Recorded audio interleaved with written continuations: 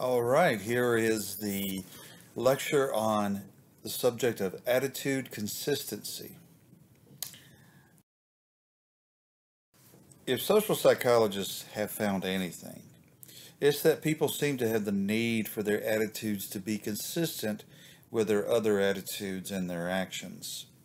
This need most likely comes from the norms we learned during the socialization process. We learn that it is normative to be consistent, to have our attitudes consistent with each other. You see this norm, so to speak, when people are called out for being hypocrites when they say or do things that don't line up with the attitudes they've expressed in the past. This lecture is all about the consequence of this need to be consistent. The major consequence of this need is that it leads people to change their attitudes to make them line up with their other attitudes and actions. So, learning about attitude consistency is also learning about a big reason people change their attitudes over the course of their lives. One way to describe and predict the consequences of how people try to have their attitudes be consistent with their other attitudes is the POX model. Social psychologists use this model to describe and predict what happens when there is an inconsistency between the attitudes people have towards another person and a particular object. And this object can be anything, like a piece of pop culture, a particular politician, a religious idea, a particular European city, even a sandwich. In the POX model, the P refers to the focal person who holds particular attitudes, O refers to another person, and X refers to the object of an attitude, whatever that may be. Basically, the POX model asks, what happens when people in our lives share or don't share the same attitudes that we do? Now, according to the POX model, there can either be positive or negative relations between the elements of the POX. On the one hand, a positive relation indicates a positive attitude toward the other person or the object. And on the other hand, a negative relation indicates a negative attitude toward the other person or the object. Here's a graphic version of the general POX model.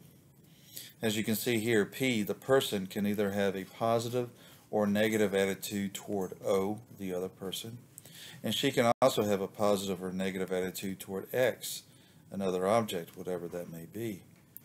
Also, O can have a positive or negative attitude toward the other object, and the other object, when it is another person at least, can also have a negative attitude toward the other person.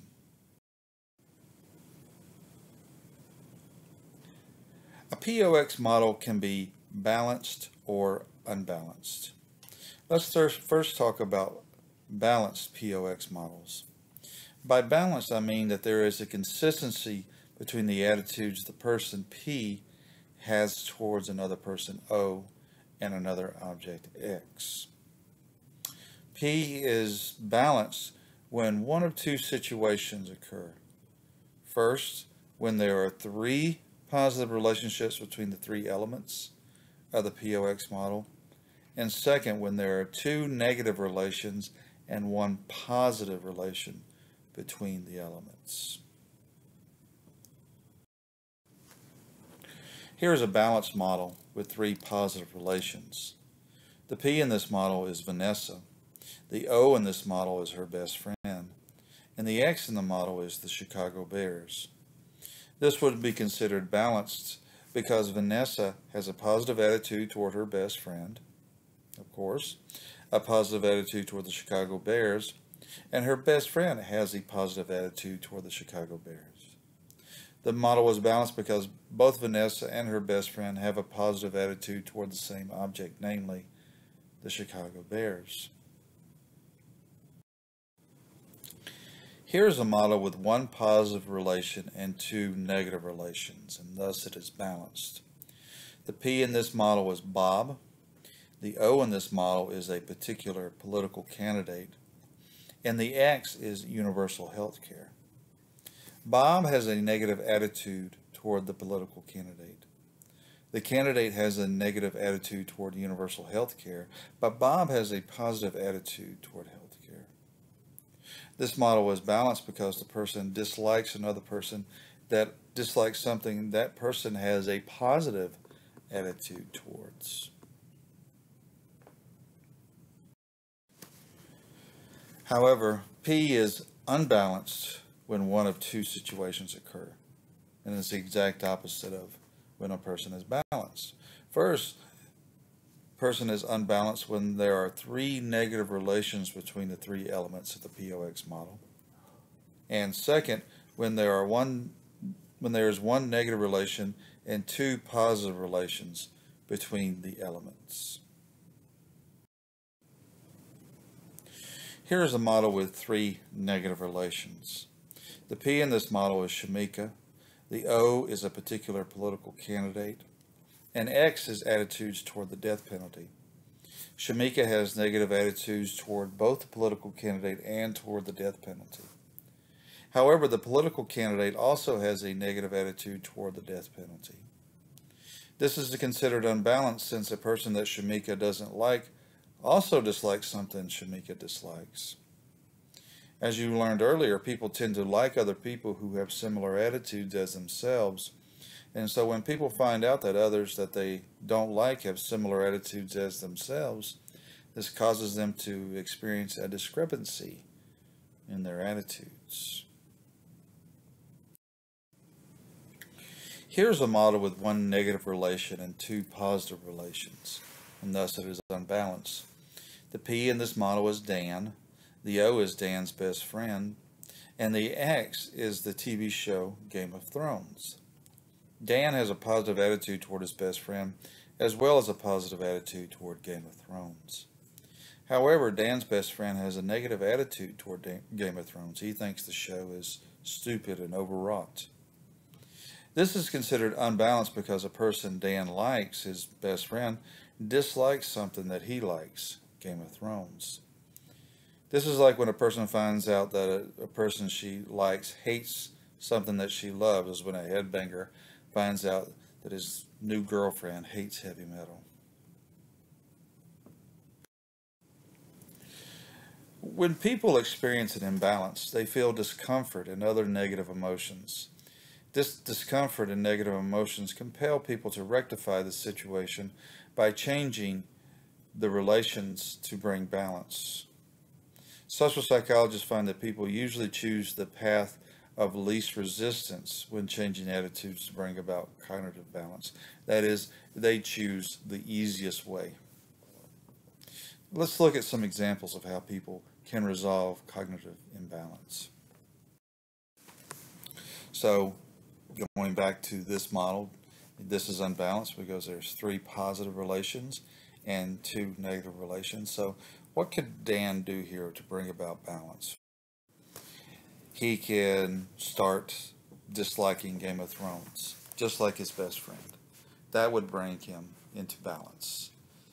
Right? So he still likes his best friend, but his best friend and he now share the same attitude of not liking Game of Thrones. He could stop liking his best friend, and thus that friend is not his best friend anymore, but continue to still like Game of Thrones. Again, this would bring Dan balance.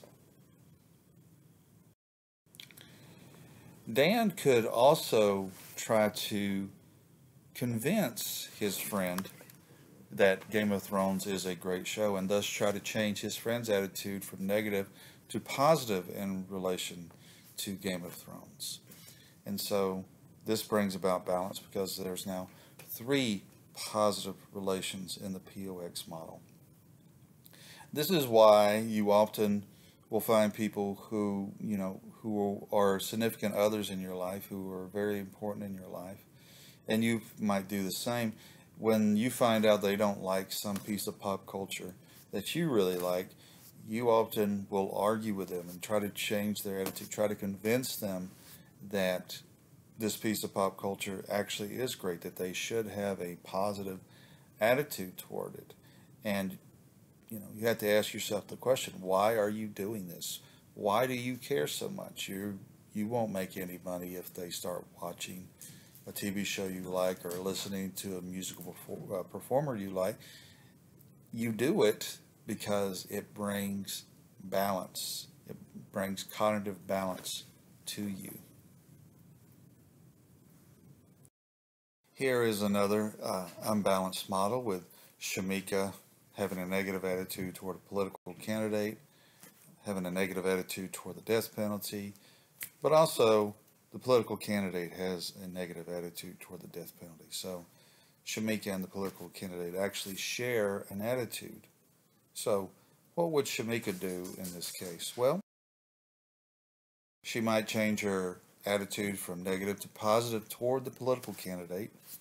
This happens all the time. People have an initial negative attitude towards certain political candidates, but then through advertisements, through debates, or what have you, they learn that the political candidate actually shares some of their attitudes, and they change their opinion about it. Shamika could also change her attitude toward the death penalty from negative to positive. She could reason that if the political candidate has such a negative attitude toward the death penalty, it's got to be a good thing. And again, sometimes, we see this happen in the real world. Shamika could also, if she was able to in some way, try to change the political candidate's attitude from negative to positive about the death penalty, and that would bring balance. This would probably be quite rare and thus you wouldn't see it very often. Not easy to do. Not easy to gain access to political candidates, especially the higher up in government you go. And often one person will not change an attitude that a political candidate has. As you've already learned, people tend to have a mostly positive view of themselves. However, for a variety of reasons, sometimes people perform actions that conflict with these mostly positive views. That is, sometimes people do things that make them feel stupid or immoral or inept.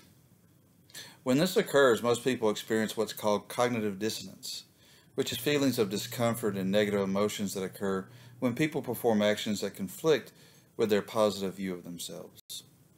People like to feel smart, so when they perform actions that seem stupid or foolish, they experience cognitive dissonance. People like to feel that they are good moral people, so when they perform actions that might be viewed as immoral, they experience cognitive dissonance. People like to feel like they are capable of doing things, so when they can't, they often experience cognitive dissonance. The negative emotions and discomfort caused by cognitive dissonance motivates people to do something about this cognitive dissonance. And this usually involves changing their attitudes about their actions or about the objects of their actions. This can be seen in probably the very first description, at least written description, of the experience of cognitive dissonance and its consequences. The Greek writer Aesop's fable about the fox and the grapes.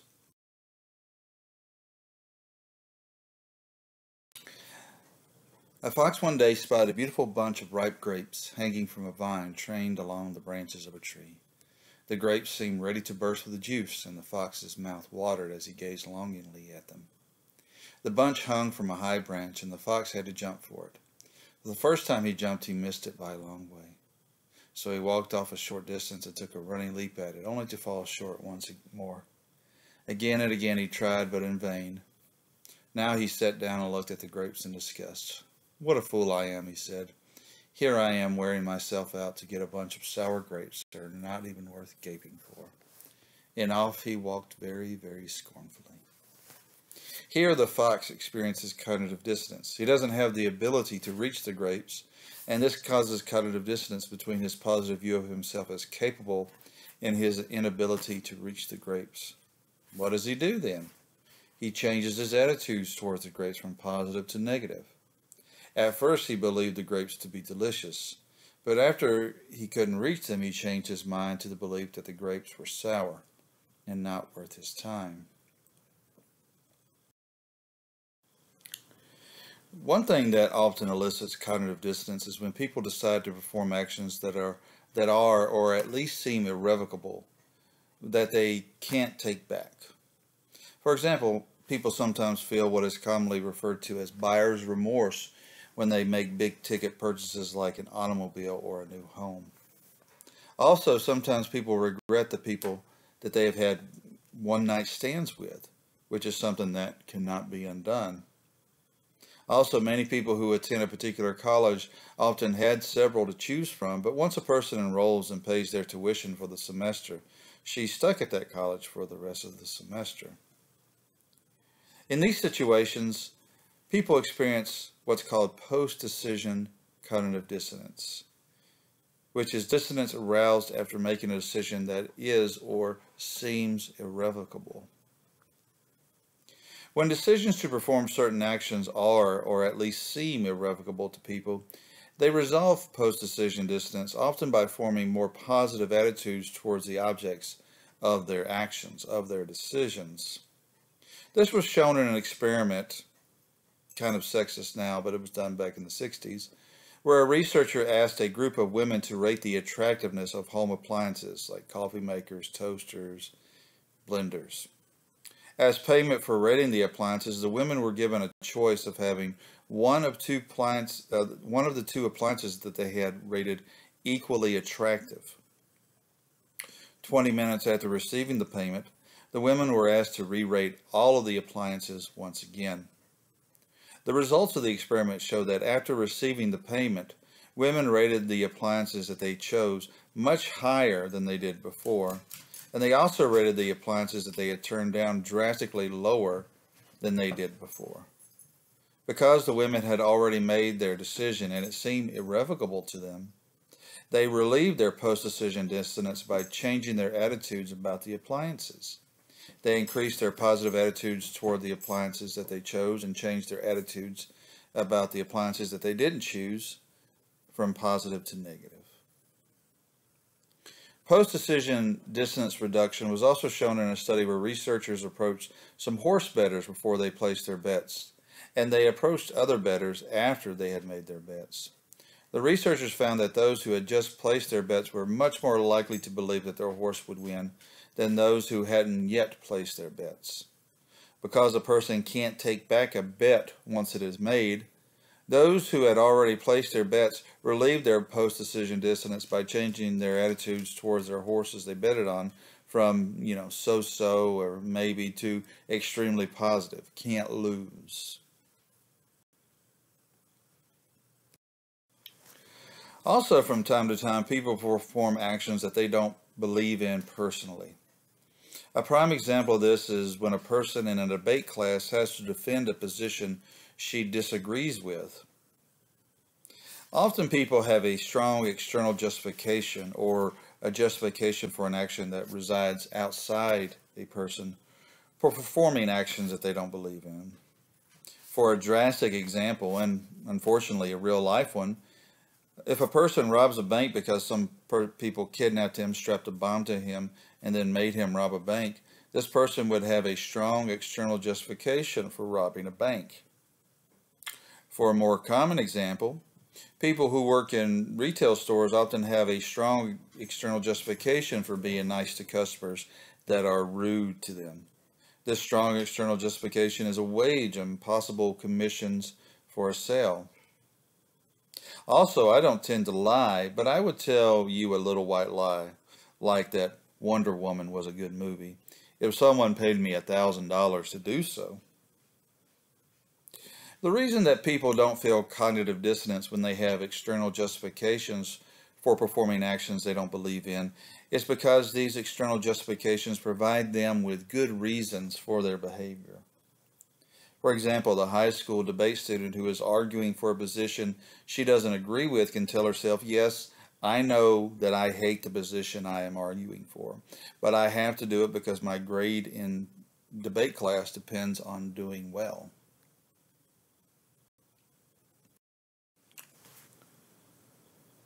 However, people do tend to experience cognitive dissonance when they perform an action they don't believe in if they only have a weak external justification for doing so. In these cases, people will often relieve their cognitive dissonance by changing their attitudes towards these actions from negative to positive. In other words, they come to see what they did not as bad, but as good. Not as something that they didn't believe in, but as something that they do actually believe in.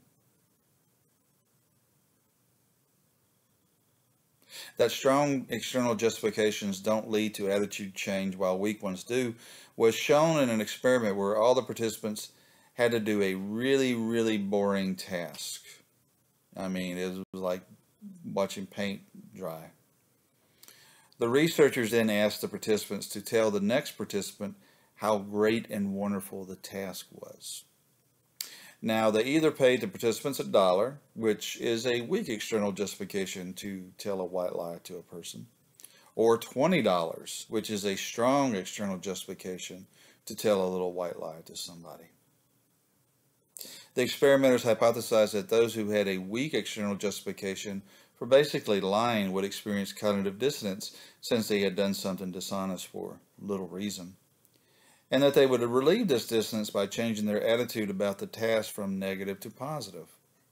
However, those who were paid $20 had a strong external justification for what they did. So the researchers hypothesized these people wouldn't experience cognitive dissonance and thus wouldn't change their attitude about the task.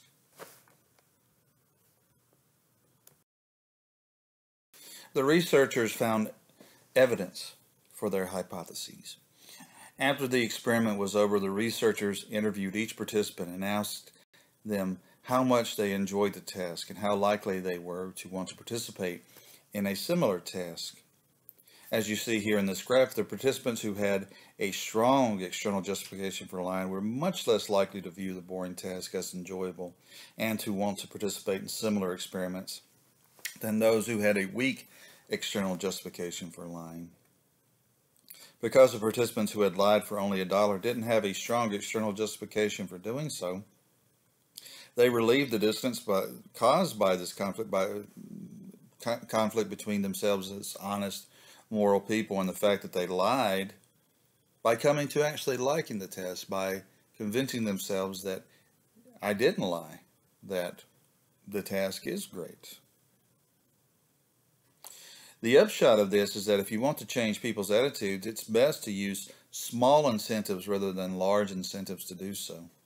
Sure, you can get people to do particular things if you get them a very large incentive, but that often won't change their attitudes about what they're doing because that's a very strong external justification. However, people will still often do things for small incentives. And since small incentives are weak external justifications, people will often form positive attitudes about what you've asked them to do.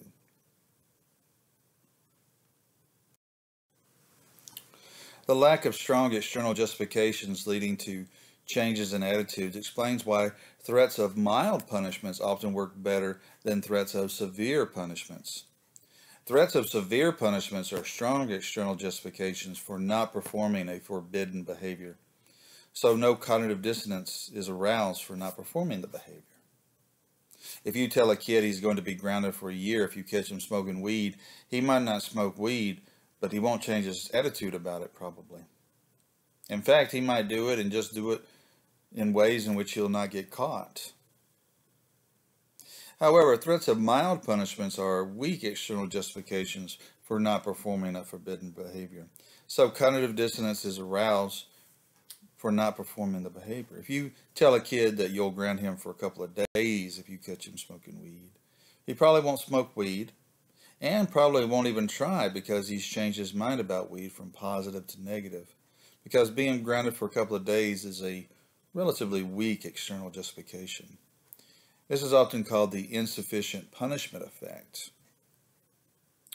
That mild punishments lead to attitude change toward the forbidden behavior, but strong punishments don't, was shown in an experiment where the researchers had preschoolers rate the attractiveness of toys in a room.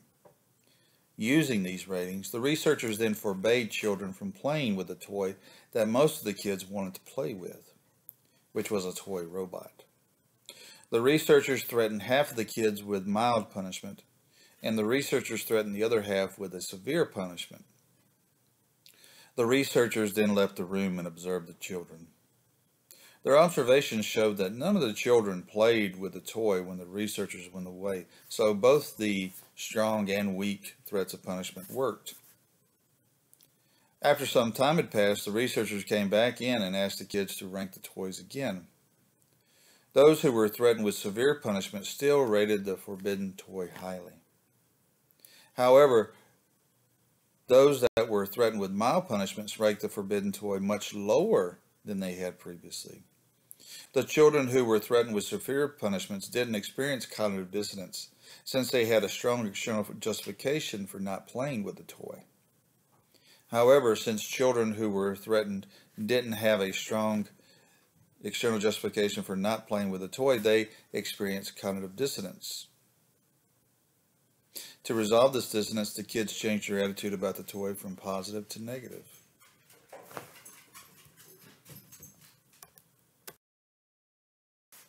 What's more, the researchers came back 3 weeks later and observed the same kids in the same room with the same toys. They wanted to see if the effects of mild punishments held after an extended period of time, and that's exactly what they found. Around 78% of the kids who were threatened with severe punishment 3 weeks ago played with the forbidden toy robot, but only 32% of the kids who were threatened with mild punishment played with the forbidden toy robot. The upshot of this is that light punishments are somewhat paradoxically better than heavy punishments, at least if the purpose of punishment is to change future behavior.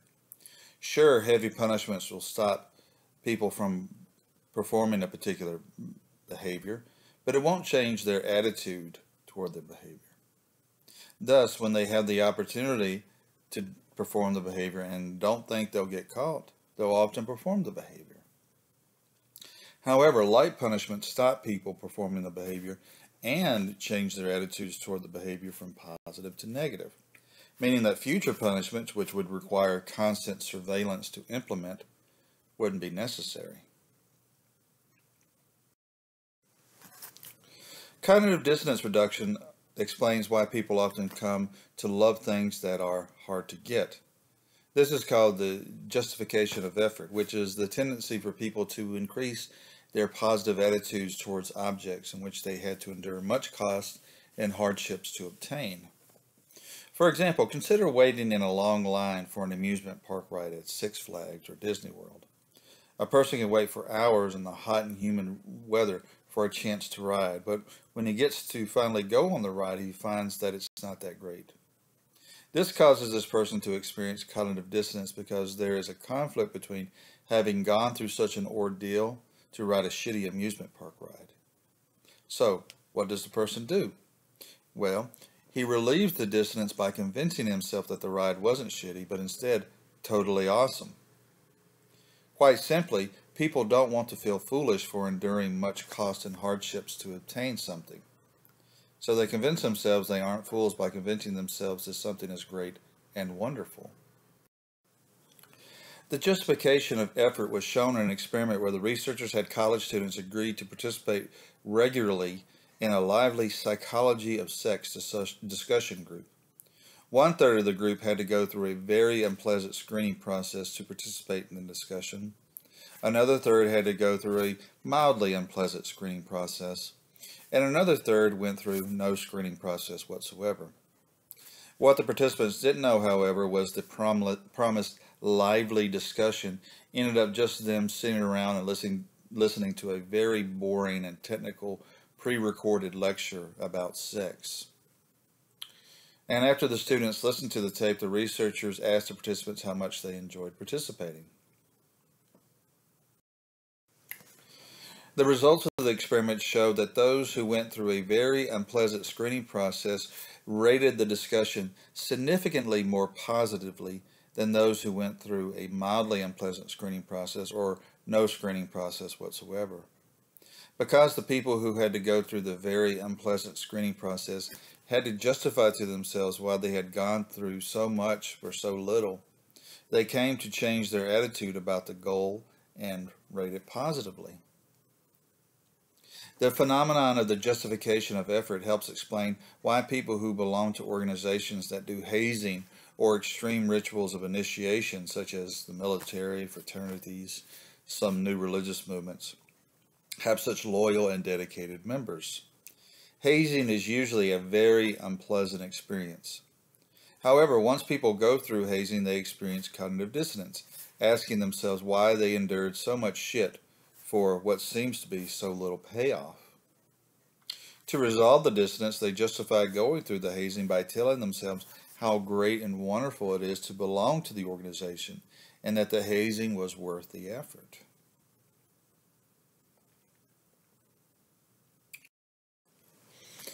American founding father Benjamin Franklin knew about cognitive dissonance before it was cool, as they say, and he used it to his advantage. We can see this in the following excerpt from his autobiography. I did not aim at gaining my political opponent's favor by paying any servile respect to him, but took the other method. Having heard that he had in his library a certain very scarce and curious book, I wrote a note to him expressing my desire of perusing that book and requesting he would do me the favor of lending it me for a few days. He sent it immediately, and I returned it in about a week with another note expressing strongly my sense of favor. When we next met in the House of Representatives, he spoke to me, which he had never done before, and with great civility, and he ever after manifested a readiness to serve me on all occasions, so that we became great friends, and our friendship continued until his death. Ben Franklin basically got a person to like him not by kissing his ass, but by having the person do him a favor. This has been termed the Ben Franklin effect, and it works because of cognitive dissonance. People will often do small favors for people they don't tend to like simply out of norms of politeness. However, these norms of politeness are, for many, not a very strong external justification for doing a favor for someone they don't like. So they justify doing the behavior by changing their attitude toward the person from negative to positive. Basically, people say to themselves, why did I do that favor for this person? Well, I guess I did it because I actually like this person. There is experimental evidence for the Ben Franklin effect. In one experiment, people participated in a fake experiment.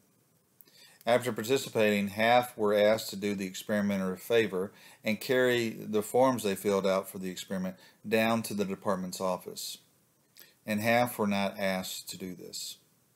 Later, the participants were asked about their feelings toward the experimenter. As you can see here, those that did the favor had more positive feelings toward the experimenter than those who didn't do the favor. The researchers interpreted these results as an example of the Ben Franklin effect. Because the people who did the favor had a weak external justification for doing the favor, they justified doing the favor by convincing themselves that they did it because they actually liked the experimenter.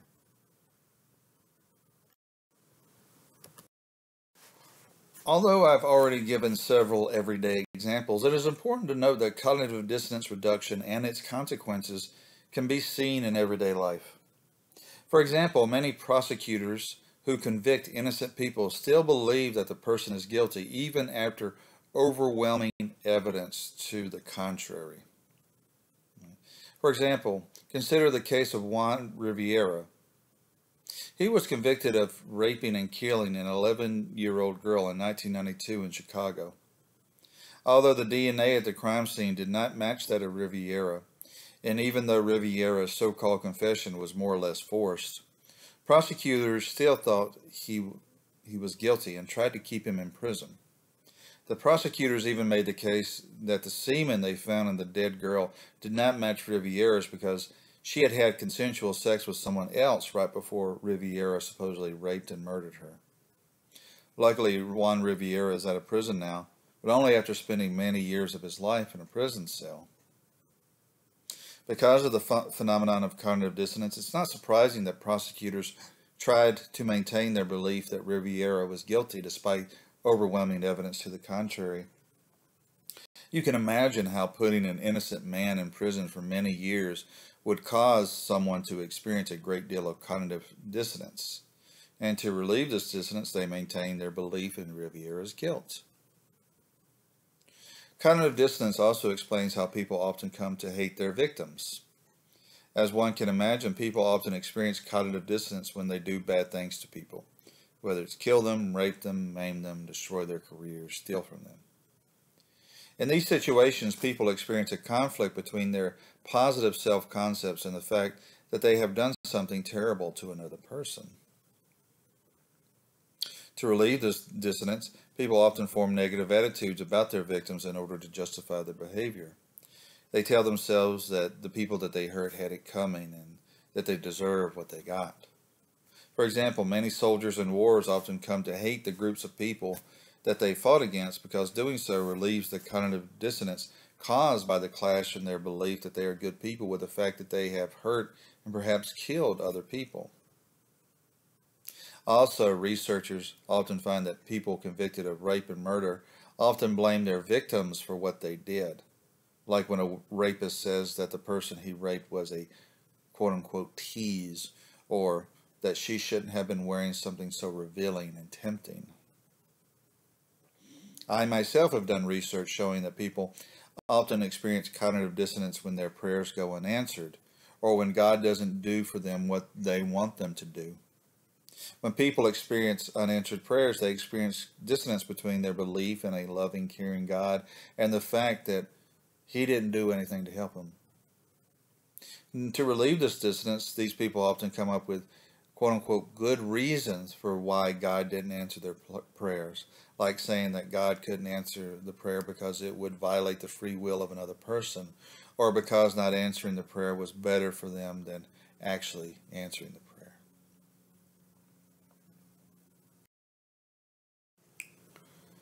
Some have even used cognitive dissonance to tackle social problems through what's called hypocrisy induction.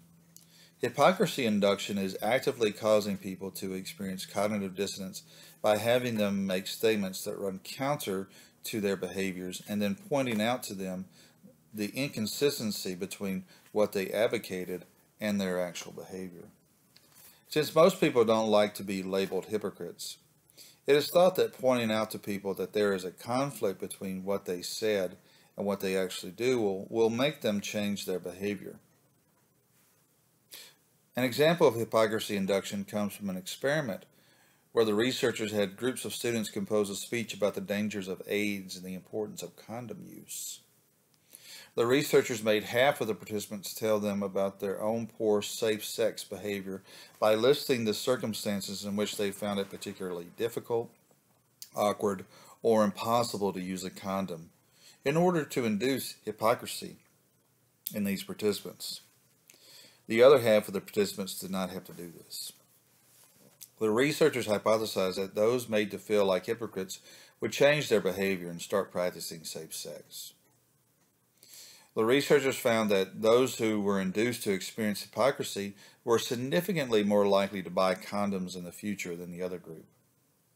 Also, the researchers contacted the participants several months later and found that those made to feel like hypocrites were much more likely to report condom use than the other group.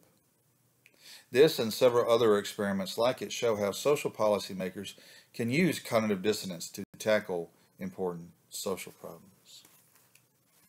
Okay, so that's the lecture for attitude inconsistency. The next lectures will be about persuasion and compliance.